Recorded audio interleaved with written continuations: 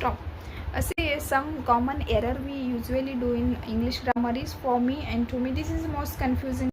Let's see when we have to use for me, when we have to me. Okay, let's start with first one.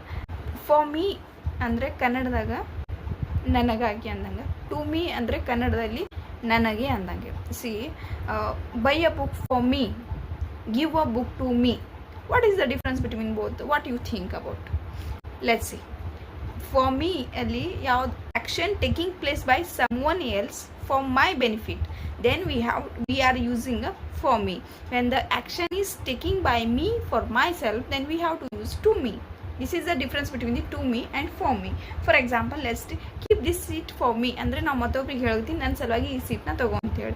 ಅಂದರೆ talk to me ಅಂದರೆ ನನ್ನ ಜೊತೆ ಮಾತಾಡೋ, ಅಂದರೆ the action is receiver, I am the action receiver, then we have to me.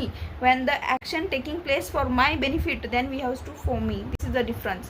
ಇದೇ ರೀತಿ ನಿಮ್ಗೆ English ಕಲಿಬೇಕಂದ್ರೆ ಈ ಪೇಜ್ನ ಫಾಲೋ ಮಾಡ್ಕೊಳ್ಳಿ. Thank you.